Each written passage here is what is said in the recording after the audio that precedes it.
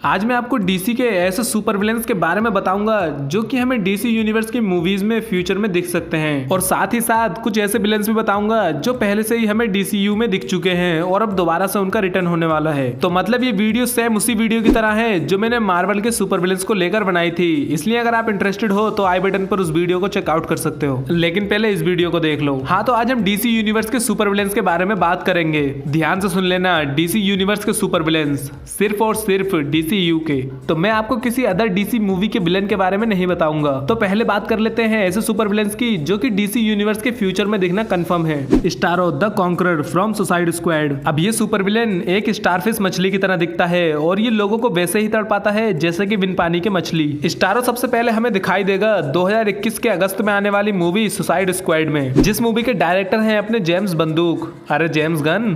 हाँ, मैं जानता हूँ बेकार जोक था। वैसे इन्होंने एक सुपर विलेन को रोकने के लिए 10-20 और सुपर विलेन को बुला लिया। अरे बस एक सुपरमैन को ही बुला लेते, एक पंच में ही कहानी खत्म हो जाती।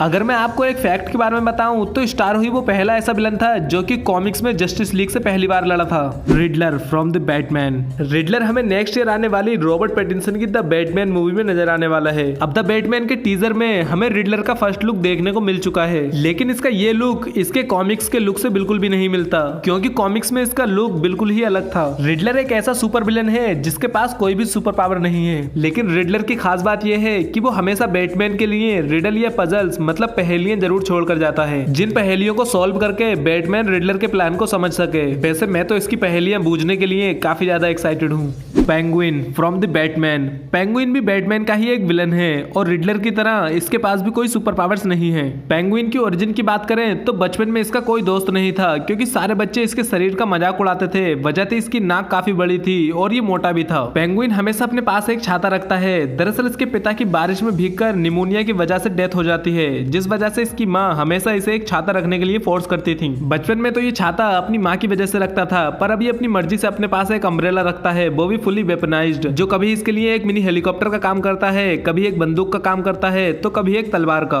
हाँ, एक और बात, पेंगुइन को पक्षी बहुत पसंद है। Black Adam from black Adam.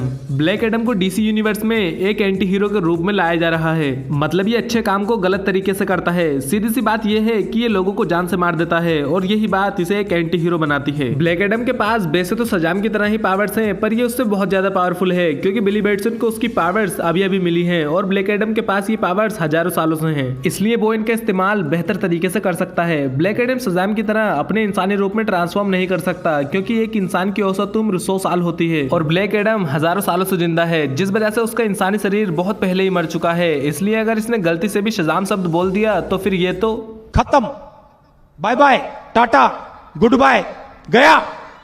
Carmine Falcone from the Batman. अब भाई मैं कर भी कह सकता हूँ, इस बैटमैन मूवी में है ही इतने विलन, जिनमें से 2 के बारे में तो मैं आपको पहले ही बता चुका हूँ और ये तीसरा है। वैसे कार्मिन फैल्कन बहुत ही पावरफुल विलन है, जो कि एक टाइम पर पूरे गौतम के क्रिमिनल्स को कंट्रोल कर चुका है और बैटमैन से कई बार हार चुका है, जिस वजह से ये बैटमैन से बहुत ही नफरत करता है। और दूसरी तरफ ही बेन फैमिली को एक फ्रेंड की तरह सपोर्ट करता है, क्योंकि ब्रूस बेन के पिता ने एक बार कार्मिन फैल्कन की जान बचाई थी। पर ये सब तो कॉमिक्स में था, देखते हैं मूवी में क्या स्टोरी दिखाई जाती है। Hespera and Kalypso from Shazam Fury of the Gods. तो भाई जैसा कि इस मूवी का टाइटल है, वैसे ही इस मूवी के अंदर कैरेक्टर्स भी होने वाले हैं। मतलब ज्यादातर कैरेक्टर्स ऐसे होंगे जिनके पास गॉड लेवल की पावर्स होंगी। शज़ाम और उसकी फैमिली के पास तो गॉड्स की पावर्स हैं ही, और अब इस मूवी के विलेंस भी डेमी गॉड्स होने वाले हैं, जिनमें शामिल है हेस्पेरा एंड कैलिप्सो।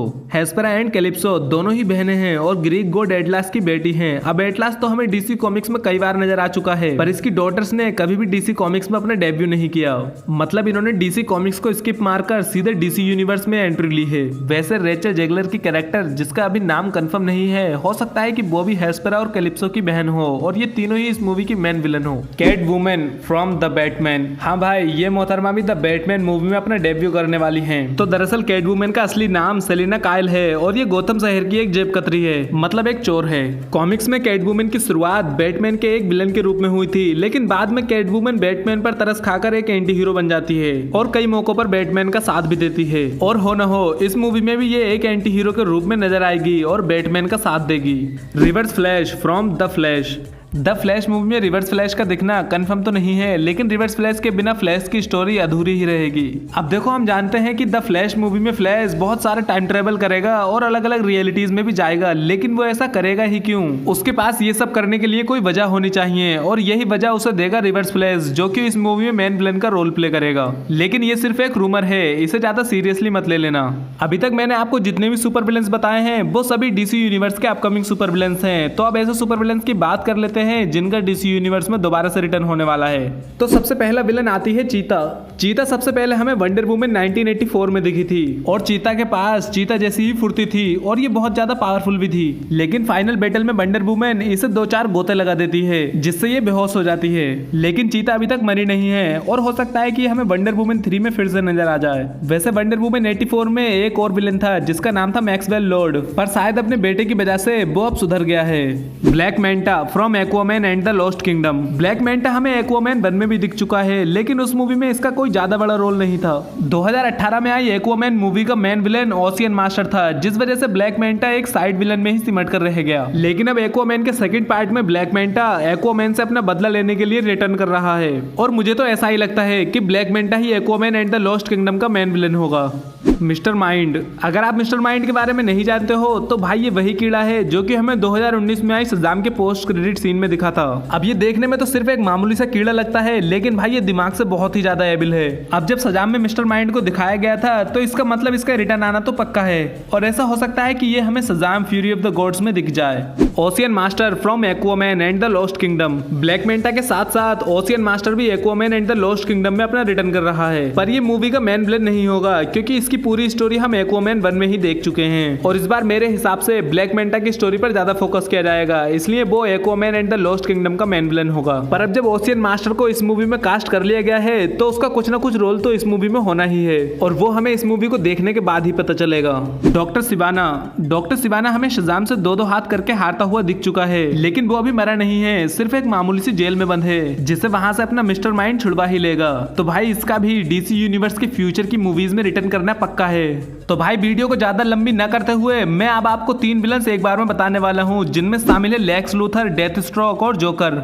ये तीनों ही विलन डीसी यूनिवर्स में एग्जिस्ट करते हैं और सही सलामत हैं। जहां पर लेक्स लूथर और डेथ स्ट्रोक आपस में मिलकर बैटमैन पर हमला करने का प्लान भी बना चुके हैं और अपने जोकर को तो कोई प्लान बनाने की जरूरत ही नहीं है। वैसे अब जैक स्नाइडर की जस्टिस लीग में जेरेड लेटो का परफॉर्मेंस देखकर मैं तो उन्हें बैटमैन की स्टैंड अलोन मूवी में देखने के लिए बहुत ही ज्यादा एक्साइटेड हूँ। तो अपना टकला लेक्स लूथर मेनली सुपरमैन का विलन है, लेकिन डेथ स्ट्रोक और जोकर दोनों ही बैटमैन के विलन हैं और ये तीनों ही सुपर विलेंस जल्द ही डीसी यूनिवर्स में अपना रिटर्न करने वाले हैं, जिन्हें देखने के लिए मैं तो काफी एक्साइटेड हूँ। तो ये थे वो सभी सुपर विलेंस जो या तो डीसी यूनिवर्स में आने वाले हैं या फिर अपना रिटर्न करने वाले हैं। और हाँ, मैं जानता हूँ कि यार वीडियो काफी लेट हो गई है, लेकिन अगली वीडियो में Indian super heroes in Marvel and DC का सेकंड पार्ट ही लाऊंगा और थोड़ा जल्दी लाने की कोशिश करूंगा। तब तक के लिए अगर आपको ये वीडियो पसंद आई हो तो लाइक करना, अगर आपके दोस्त भी सुपर हीरो फैंस है तो उन्हें ये वीडियो जरूर शेयर करना। आप किस सुपर विलेंस को डीसी यूनिवर्स में देखना चाहते हैं हमें कमेंट्स में बताना और ऐसी ही मूवीज से रिलेटेड और भी कई सारे इंटरेस्टिंग वीडियोस देखने के लिए इस चैनल को सब्सक्राइब जरूर कर लेना।